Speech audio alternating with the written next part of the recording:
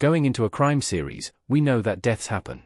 In fact, earlier in FBI, Kristen Chazal's Ebony Knoll life was on the line, and at the time, we feared that a death would happen, and at this point in the story, a death would have made sense.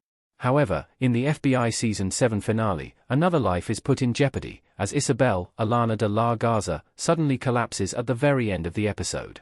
This would mark the first main character death for the entire flagship FBI series, and the death at this point makes no sense.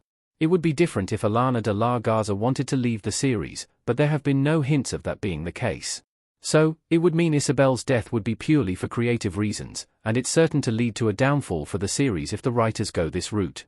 FBI Season 7 ending left Isabel's fate in limbo. Isabel should have sought medical attention during the FBI Season 7 finale. At the very end of the FBI Season 7 finale, Isabel collapses in the middle of a speech. She struggles to breathe, and Jubal Valentine, Jeremy Sisto, notes that there is no pulse. We go into FBI Season 8 with questions about Isabel's fate, and whether she can be resuscitated or will be written out of the series. This crisis will likely be linked to the explosion that happened earlier in the episode. Isabel is standing right next to one of the casualties, and she decides not to get herself checked out by medical staff, as she wants to make it look like she is dead temporarily. That explosion could have led to clots or smoke inhalation damage.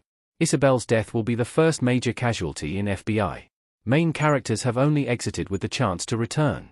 Alana de la Garza as Isabel Castile in FBI Season 7 Episode 22. While there have certainly been deaths in the flagship FBI series, we haven't seen the death of a main character. Yes, there have been some close calls, such as when FBI's Kristen Chazal was stabbed in the neck by an assailant. Maggie, Missy Peregrine, was also almost killed off when she was trapped in a room with gas.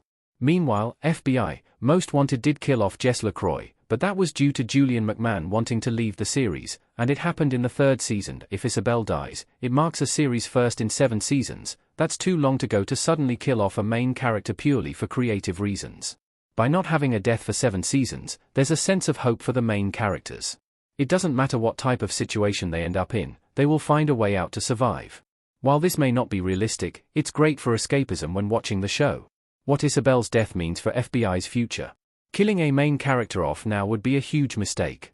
If FBI Season 8 starts with the death of Isabel, it's going to mark a huge mistake for the series. As mentioned, going 7 seasons without a major death has offered hope. By suddenly killing off a regular, we're thrown back into the real world, and that's now not what we watch FBI for. On top of that, Isabel is a fan-favorite character, showing up in other FBI spin-off shows, bringing her wisdom, caring, and understanding to various situations. Moreover, Isabel offers a look at how women can lead with empathy and gain respect from the team. There would be a change in the office following her death, with a new character coming in to potentially take over her role, and we're still getting used to a new partner for Scola, John Boyd.